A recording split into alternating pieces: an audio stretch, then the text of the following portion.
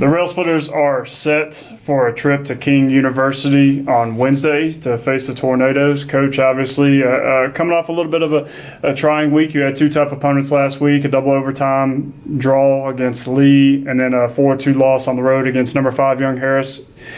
But your team showed a lot of resiliency last week. So, kind of, how do you reflect back on last week's matches? Well, starting with Lee. Lee is going to be one of the top teams in the GSC. In fact, they play Young Harris tonight. And I'm very curious. But anyways, perfect.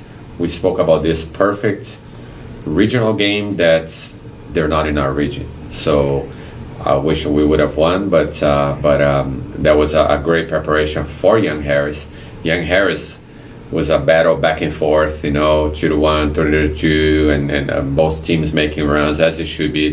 Some of the top teams in the region, but very unique and circumstantial game, 2.5 lightning delay, 2.5 hour lightning delay, and a couple of very close calls that went their way and didn't go ours, so replay that game 10 times, probably 5 other times we win, but no shame about how we went down fighting.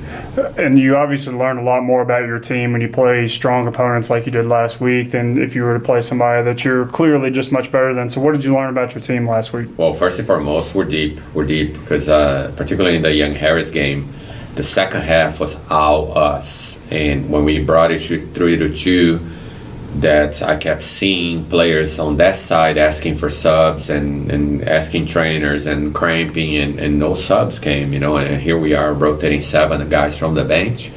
It shows to me that we can count on these guys, throughout the year. So we'll pay dividends, we'll earn dividends towards the end of the year when everybody's fresh, but I found out it's normal on these tough games to find who can handle that kind of game, so we know.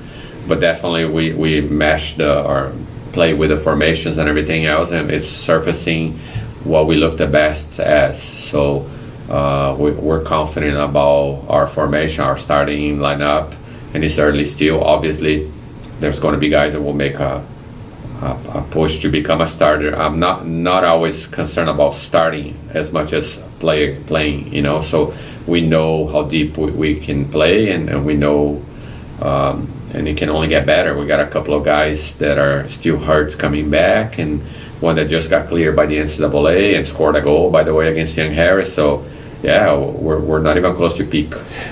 Obviously, every match is significant, but the significance of the matches is about to pick up when you start South Carolina Conference play this weekend. But focusing on this last little non-conference tune-up against King, what are you hoping to see from your team as they try to bounce back from last week? Yeah, that's the biggest thing. I don't want them to look over it. We got to be King. We got to play King and play to our level, because we saw King play Tusculum, and I thought Tusculum didn't show up. I don't know if they thought that they were going to handle them easily. I mean, it ended up being a 3-0 game, but if we show up, if we play to our capabilities, we might open up the score a little bit. But if they don't respect King, last year King gave us a run for the money, and it's basically the same team, So, but that's a good game to tune up for Queens. Elaborate a little bit further on what you're expecting to see from this King opponent on the road. Yeah, they're a little dragged. They're not a very big team. It's going to be kind of a shock coming from Young Harris, because we played a basketball team, and we're big, no doubt about. But it was 2 basketball teams playing each other as far as the size, and now we switch around and play a very, very small team as far as height. So they're light and quick, so that in itself is a challenge. But they're dragged, and they play the wings quite a bit, and they play high. So they'll be. If we don't watch, we're going to be offsides time and over again. We gotta be smart on our runs.